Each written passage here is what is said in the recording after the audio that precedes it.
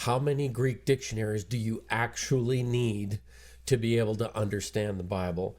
And that's what we're going to talk a little bit about today as we break some of them down right from basic to advanced.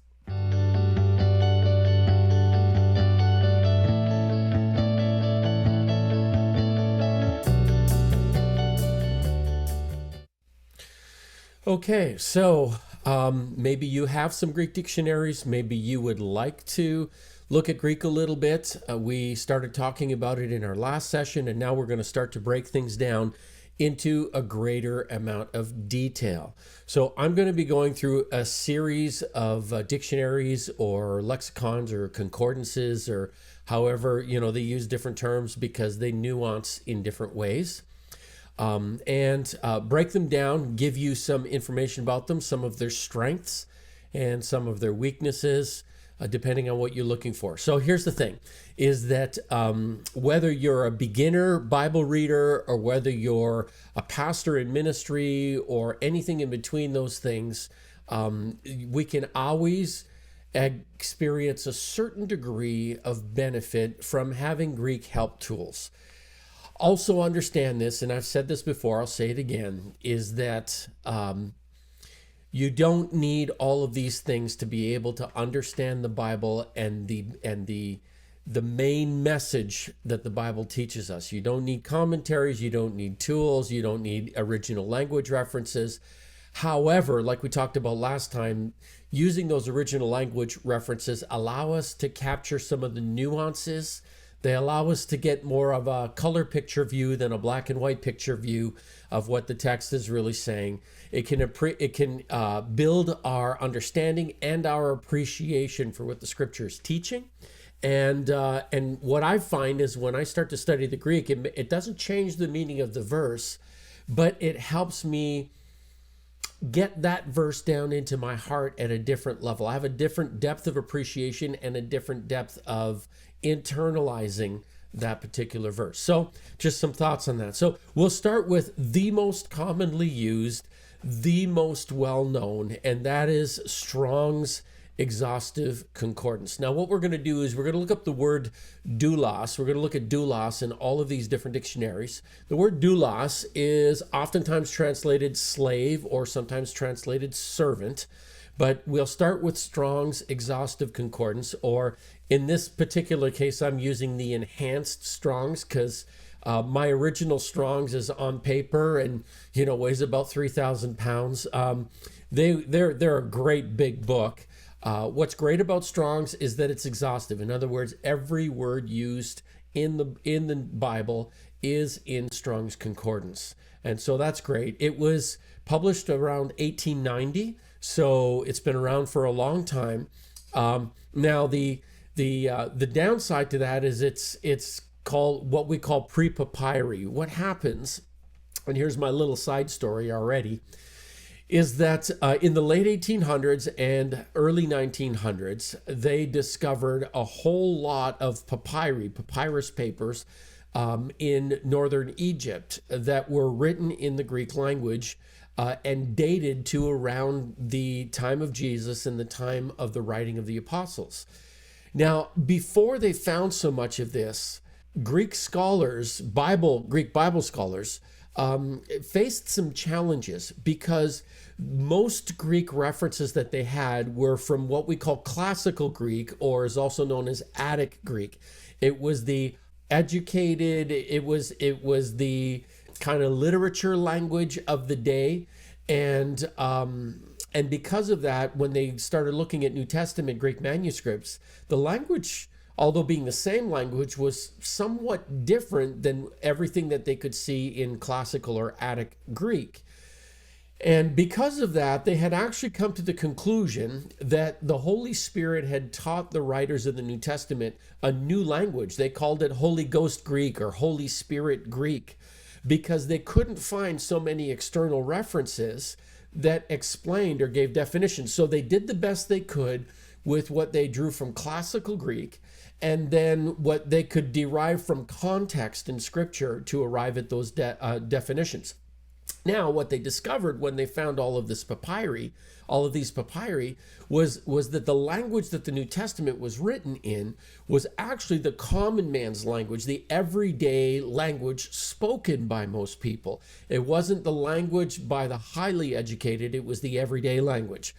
And so in finding all these documents, they discovered it was the common Greek. And so they called it the Koine Greek. Koine is the Greek word for common. So they called it Koine Greek. So they said the Bible was written in Koine Greek. Because of all of these discoveries, they were now able to find far more references to words that were either mysterious or unclear when they didn't have an adequate Greek definition, and they had to just kind of work on context to try to devise the meaning of that word. So once all of these papyri came, they were able to clarify the language far, far better. But that didn't happen until into the 1900s. So all of that, just to say this, is that if you're using a Greek dictionary that predates the 20th century, there will be some inaccuracies in them because they did not have the broader reference of Koine Greek. And you will find that language references in the 20th century tend to have some clarification and some greater accuracy in those definitions. Okay, so anyway, moving on, Strong's is pre-papyri. So it uses what they thought was this Holy Spirit Greek, and it is key to the King James Version, and it uses a numbering system that is actually became kind of a standard for other dictionaries as well. So what are the pros?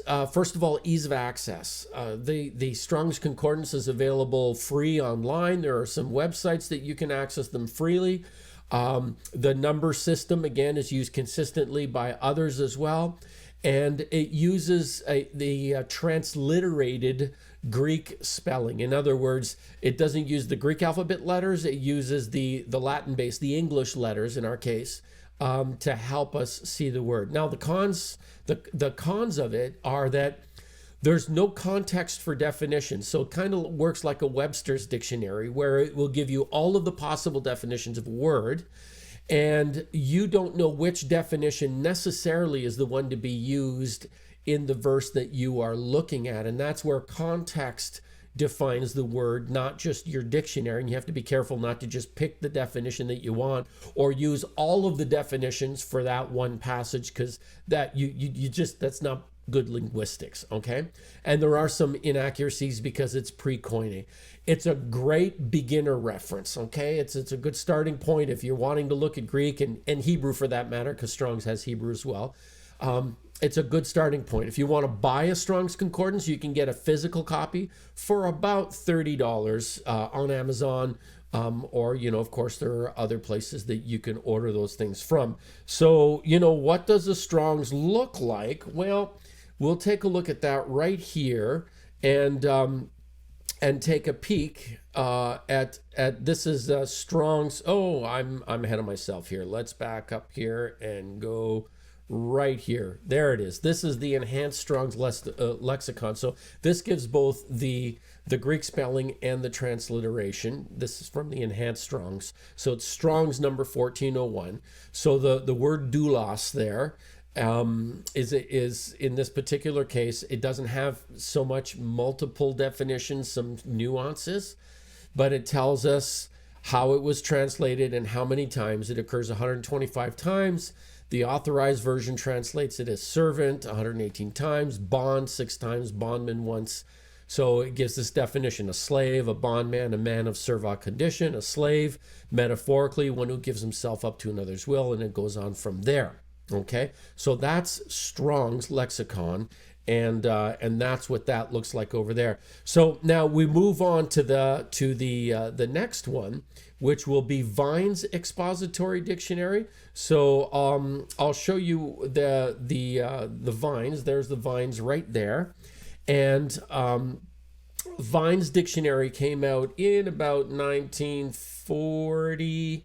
It's keyed to the King James. It uses Strong's numbers, and it has more details than Strong's, but still fairly basic. He uses an exegetical approach.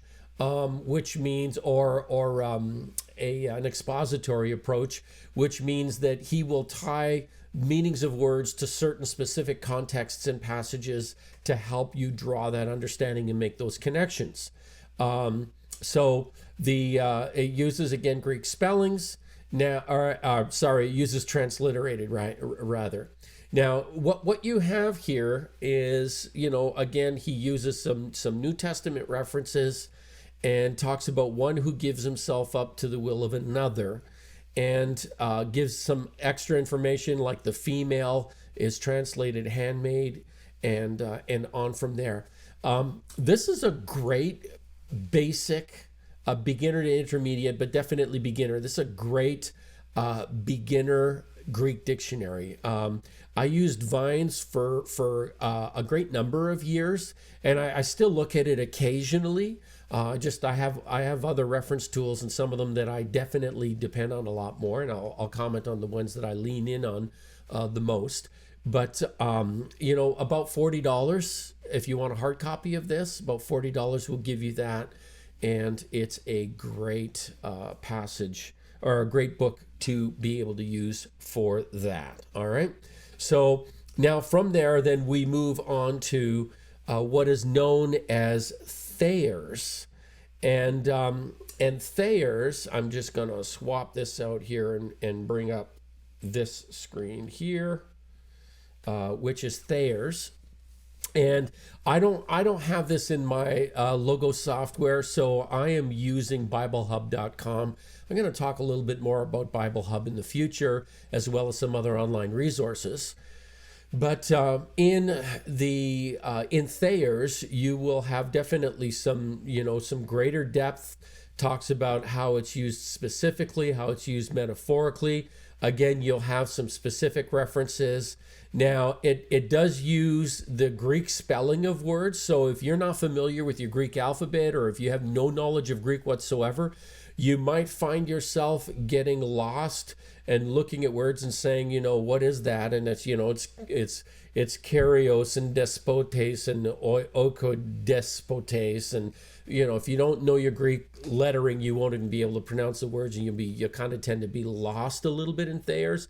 However, you still get the definitions and some Bible references that give you an idea of what's really being talked about there. Okay. Now, here's the thing about Thayer's that I want to talk about, is that it's again 1889. It's right around the same time as Strong. So it's pre-Koine once again. It is keyed, though, to the King James, and they do tie into Strong numbers as they've made revisions, or as they've come with later editions. And it does include some classical Greek usage. In other words, it doesn't just talk about how the word was used in the New Testament, but it also talks about how the word was used in the culture of the day, and those are added things. Now, one of the cons, something just to watch out for, is that Thayer himself may have some theological biases in some of the things. Something to realize is that Thayer was a Unitarian and he was a Universalist. Okay, so being a Universalist, his theology tended to be liberal. And being a Unitarian, he didn't believe in the Trinity. So you might, when you look at things like Trinity and deity and Christos and some of those words, you sometimes might find some hints of theological bias in there. Something to keep in mind. Beginner to intermediate.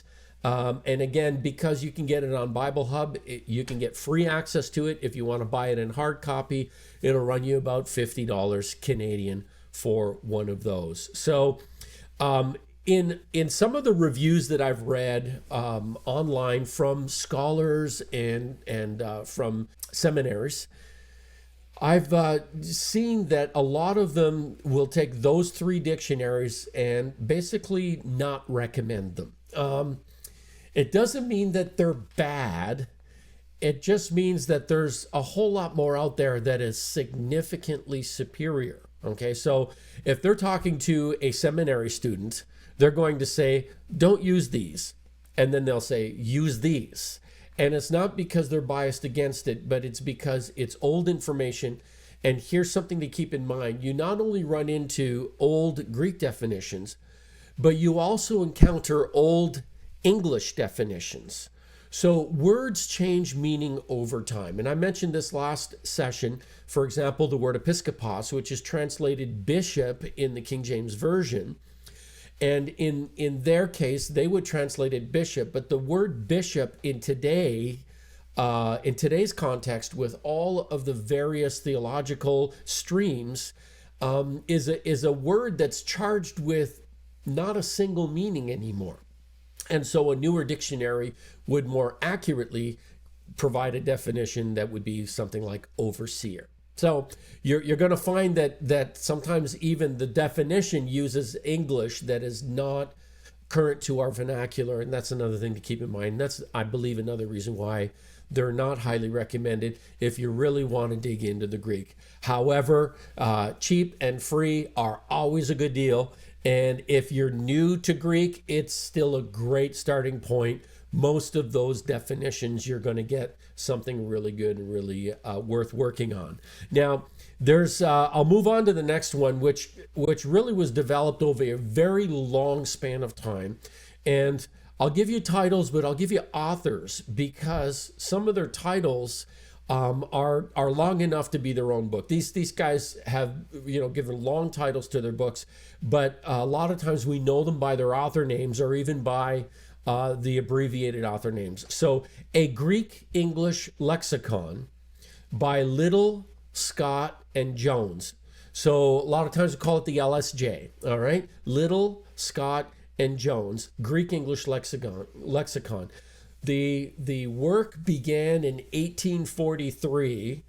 However, with revisions and adjustments, it was completed in 1996. So that's like 150 years of span. So there have been a lot of changes and developments and adjustments and tweaks.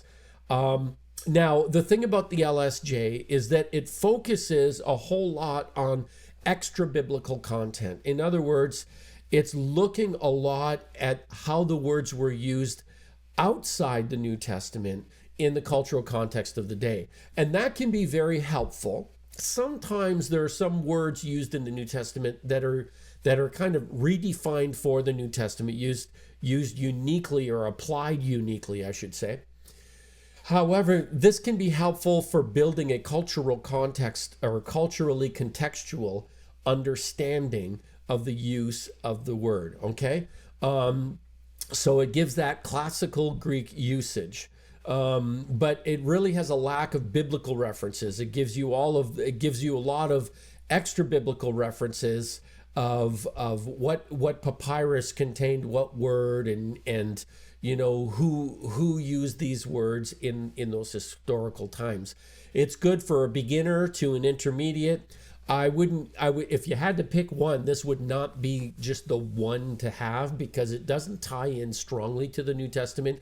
It's a support dictionary, okay? You are looking at about $175 Canadian if you want to buy it in hard copy.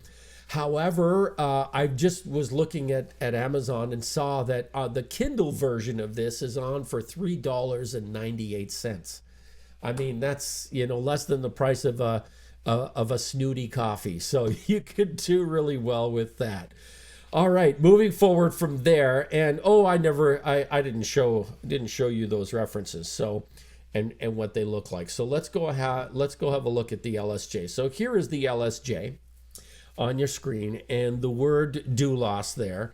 And as you can see, you basically don't see a single Bible reference here. You're looking at a variety of other references as far as who used them. Chrysippus Stoicus used it, and Ammonius Grammaticus, and all of these different people.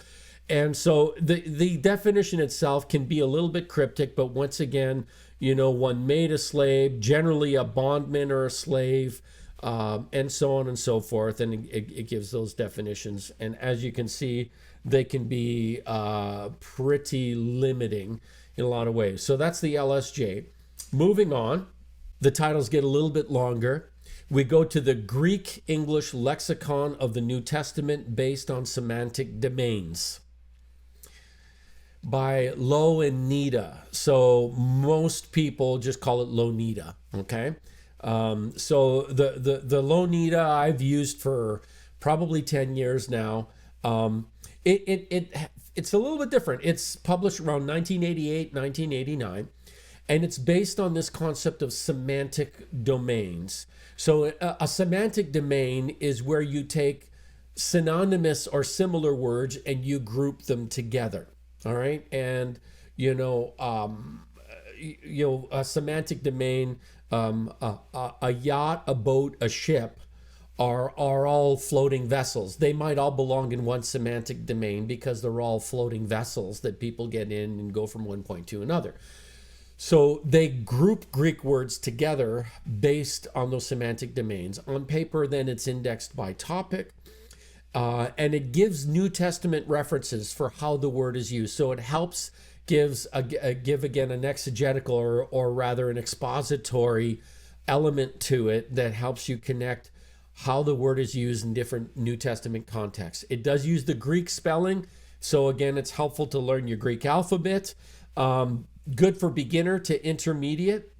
About $50 US. I couldn't find it on the Canadian Amazon, strangely enough. I don't know, they don't want to sell them in Canada, but $50 US for one of these for the, what did I just call it? The Louw-Nida. So let's take a look at the Louw-Nida. There's the Louw-Nida right there. And now in this case, they only had one word. They didn't have groups of words because it's somewhat unique. So doulos, and then you've got doule and doulon. And what you'll find is that in some dictionaries, they'll give you what's called the declensions. Nouns in Greek, you change their endings based on what role they play in a sentence. If they're the subject or the direct object or the indirect object or a possessive, the ending of the noun is changed. So you not only conjugate a verb in Greek, but you also conjugate your nouns. So anyway, that's for another time. So here it gives a description, and in this case, it only gives one particular reference in Romans 16 verse 19. All right. So that is Louw-Nida, and Louw-Nida is a great book. Again, beginner to intermediate, helpful, useful. Now we get into greater detail and bigger money. I'll just tell you this. You get what you pay for. When you buy a car, you get what you pay for when you buy a product. And honestly, you get what you pay for when you buy Greek reference books. It's just the nature of the beast. And because of some of these, they become larger in size. Now, I will tell you this, bigger does not necessarily mean better. I would say that the largest Greek dictionary that I'm covering in this is not the top recommended one, at least not in my own eyes and in my own thinking. So, but that's what we're going to look at right now. It is a Theological Dictionary of the New Testament, or the TDNT, and there's an abridged version called the TDNTA, of course. Now, it was originally published in 1883 in German. Then it was translated from German to English, spanning from 1932 all the way through to 1973. All right. Now, the TDNT proper is 10 volumes big. Okay. It's huge. You're talking $550 for the full TDNT in hardcover. It uses the Greek spelling. The TDNTA, the abridged version, is a single volume, and you're looking at about $105 on Amazon for the single volume one, and it uses transliterated Greek, so you don't have to know the Greek alphabet to look at it. Again, it takes an exegetical or an expository approach, so it links Greek definitions into their New Testament contexts. And here's where it gets fun. And now the TDNT, honestly, I'm just going to say this straight up. The reading can become so tedious and is written at somewhat of an academic level that it actually becomes tiring to read it. a definition even on a single word can just, like, I honestly, at some points, I've gotten halfway through the definition of a word and said, yeah, I don't need this, and just bailed out of it. All right. So that's the reality. But what's really neat about it is that it shows you how that particular Greek word is used in the culture of the day, in classical Greek and in the Hellenistic period, the time of Jesus. It tells you how that Greek word was used in the Septuagint translation, which is the Greek translation of the Old Testament. It tells you how that Greek word was used by the Jewish people of the day and the Jewish sects, like the Qumran community and so on. And then it tells you how it is used in the New Testament from an expository approach. And so there's a lot more information there. So we're going to pop over there and we're going to take a look at the full-blown TDNT. So here's the word doulos in the full-blown TDNT. And so you'll find, again, a word group. So it's like all of the words that are based on that word, but, that have nuances of meaning or that are compound words. This whole group of words, because they're all associated with each other. So you look at them, it gives this general thing, then it tells you how it was used among the Greeks. You notice how long this is getting, and this is going to be almost dizzying to the eyes. This is just how it was used in the Greeks. Now how it was used in the Jewish context, and what Hebrew words were translated into that Greek word. And here's all the Old Testament, Septuagint, and Jewish usage, and it goes on and on. And then how the word was used in the New Testament, in the common secular use, and Judaism, so on and so forth. And then how Christians used it in regards to God and Christ and each other. And this goes on and on. Can you see how many? Oh, Jesus as doulos. And then it continues on. And that was the end of that. Now that, I was going to say is exhaustive, but I would just say it's exhausting. That's a lot of information. Here's the TDNTA, the abridged version. Now you've got the transliteration instead of the Greek words.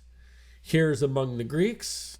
Here's among the Jewish context, and here is the New Testament, and there you go. So boom, right up to there. So honestly, what would have been like at least 5 pages, maybe 5 to 10 pages in the TDNT, you end up with like 2 pages in the TDNTA. Other people's comments from which they derive their conclusions are removed and different things like that. It's far more concise, and it's generally, it's a great book. If you were to look at picking anything up, I would say that the TDNTA, the abridged version, is a decent book. Now, what the scholars say is that there's a little bit of an anti-Jewish bias that came from the editors. And so sometimes they kind of cast Judaism or, the Old Testament kind of in a negative light. I haven't used it enough to really notice that one way or another, but those are all possibilities. Nevertheless, overall, it's a very, very good book. It is one that I refer to quite regularly. And then I'm going to go to 2 more. We're going to look at 2 more, so hang in there. We're getting close. So the next one is called the New International Dictionary of New Testament Theology, or the New International Dictionary of New Testament Theology and Exegesis. Now, they are 2 different books, 2 different publications. Let me give you a couple of background bits on this. So originally, this was published between 1967 and 1971 in German. In 1986, it was translated and edited by a fellow by the name of Colin Brown, who is highly respected as a linguist. And then in 2014, it was re-released with the "and exegesis" at the end, and edited by a fellow by the name of Moises Silva, who is also very high highly respected. Now, both of these, I have the, my daughter and I, we affectionately call it the NIDNTT, the NIDNTT or the NIDNTTE. So I have the NIDNTT. I do not have the NIDNTTE. Maybe I'll put it on my Christmas wish list or something like that, because there are some changes, but they are very, very similar. There are just some adjustments that Moises Silva made that it brought some more clarity on the language itself.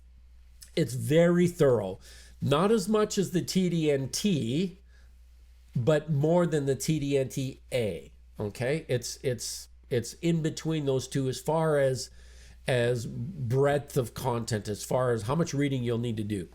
This NIDNTT was actually kind of brought out to correct some of the errors that were in the TDNT. So part of the goal of this was to make some tweaks and adjustments as new discoveries were made about the Greek language and some of the other things like that. So the TT is in semantic domains. In other words, if you look up a word in the NIDNTT, you will get them words grouped together and their definitions following. The NIDNTTE has the words just grouped in alphabetical order. They're both about 4 to 5 volumes. Actually, the E is 5 volumes and the T is 4 volumes. I have the NIDNTT in physical form. Actually, I've had for almost 35 years. It was fresh. It was brand new when I got it, when it was gifted to me. And it has been my number one go-to reference for studying Greek and getting a broad understanding. It is very thorough. Okay, I mentioned that. It's got exegetical or expository content. In other words, it links the word to usages. It's really great. So let me tell you a little bit about this one. It talks about how the word was used in classical Greek or in Hellenistic Greek, in the Greek of the day.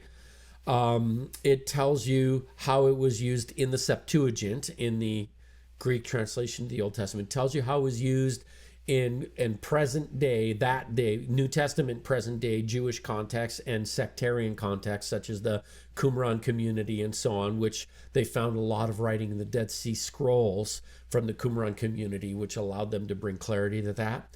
And it tells you how it is used in the New Testament. It can be a little bit doctrinal at times, so you need to understand that there could possibly be some doctrinal bias. Some of the authors that are quoted are liberal, and or scholars rather, are liberal a little bit, like Bultmann. Some of them are more conservative, so I think they try to kind of run a line down the middle there.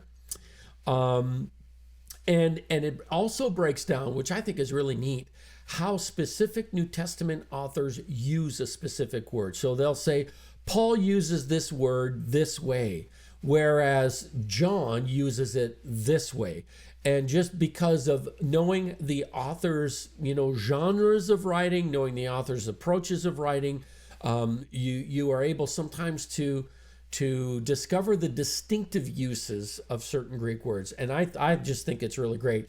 It's good ranging from beginner to academic. If you're a beginner and you want to spend the money, you're looking at about just over $300 for the new one, for the E version. And if you want it physical, and it's available, in software formats as well, which we'll look at in the future. But anywhere from beginner to academic, this, whether you love to do Bible study and you want to learn some Greek, this is good. It's not as difficult to read as like the TDNT. It's not as academically linguistic. It's easier to grasp. And if you're a pastor, this is a fantastic tool for you to have on hand. All right, home stretch. And I should show it to you though. Actually, we should do that. Let's take a look over here at now I didn't look at the word grouping. I just looked at the word doulos here. And so you'll have doulos, douleia. So you'll have, the adjective form, the noun form, and the verb form. So those are the three forms you're seeing there. So This is where it gets fun, because when you look up at a Greek word, even in English, we have words that have a noun form, they have a verb form, they have an adjective form. And so you don't, if you're looking up a noun in the Greek, for example, in a particular verse, you can understand then that you might want to look at how that word was used in an adjective form, or how that word was used in a verbal form, because they all tie together in the same fundamental meanings. And you can have a whole lot of fun with that. I had one particular Sunday where I preached on the three forms of one particular word. I think it had to do with justification, if I remember right. And it just brought those words, the adjective justified, and the noun just, and the verb, to justify, and brought them together, and brought those New Testament verses together to give us the whole idea of righteousness. So here it is. Classical Greek tells you how they used it there. Again, not super long.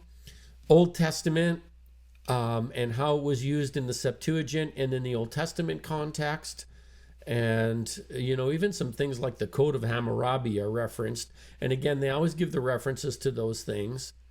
Not that we all own them, because everything costs money when it comes to this stuff.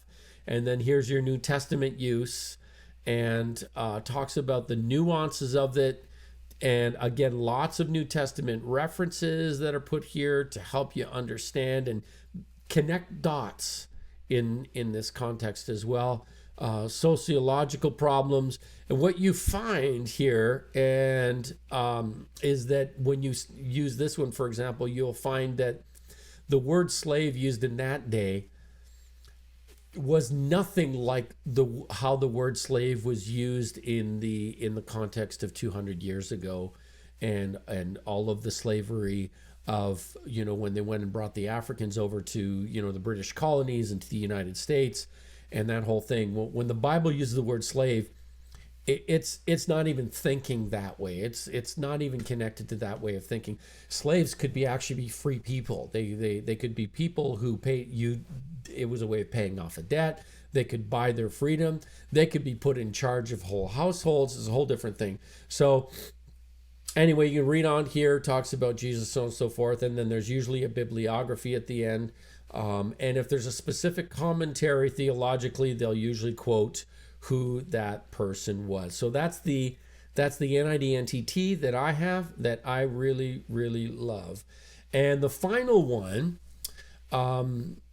is called, again, the longest title, and referred to by its acronym, or its author's acronyms.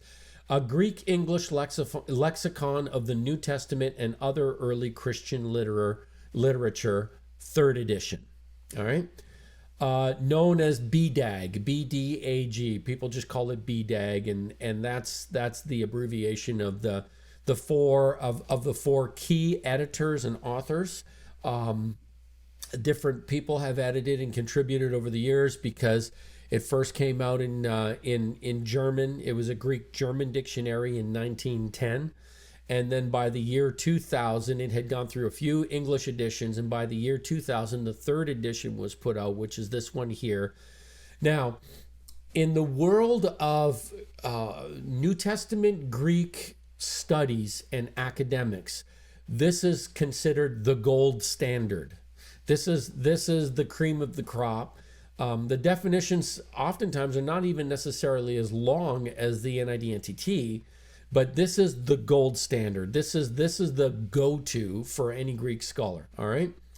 It is grouped by contextual meanings, and there is a lot of extra biblical referencing. In other words, all of those papyri I talked to you about, and other people like Josephus and people who wrote in that day, there's a lot of referencing to those documents that give you how that word was used in extra biblical ways. So it's very accurate, and it's very thorough, and it does link an expository element. In other words, as it gives you different definitions, Strong's will give you like 3 definitions for the word, and that's it.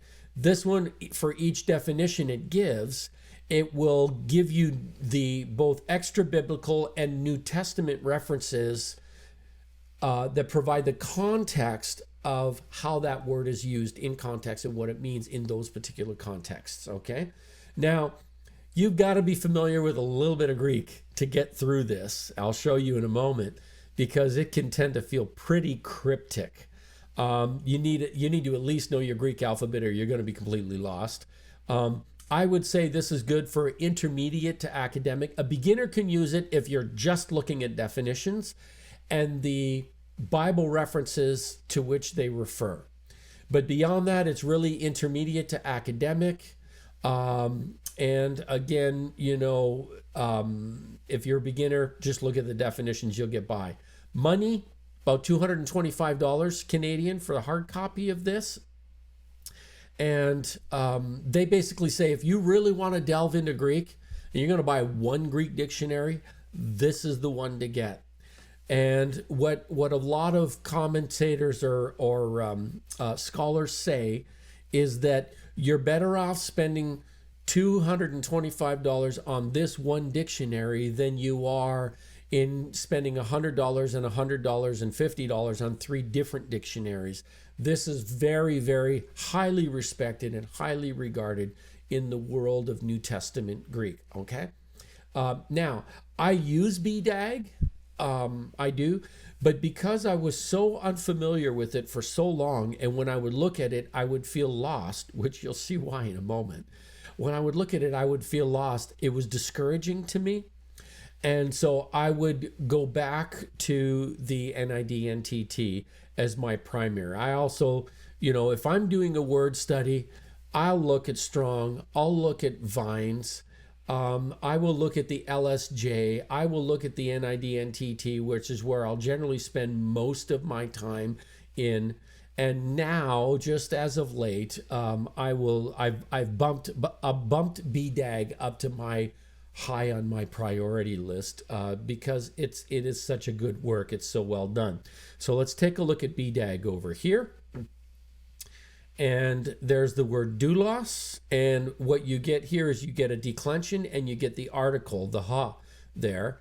And what that does is by giving you the article, you're able to see what gender it is. By giving the genitive declension and the article, if you do any Greek conjugation, there's enough information there to know how to conjugate or how to decline that noun in any context in Greek. And so that's there. If you're going to be reading in original Greek, then that's enough for you to know, or if you were going to be writing anything, you know exactly what endings belong where, because you have multiple declensions, multiple endings for Greek words depending on their gender, depending on their number if they're singular or plural, and depending on their place in the clause, if it's the subject or the object or the indirect or the genitive, the possessive. And so that gives you all you need to figure that out.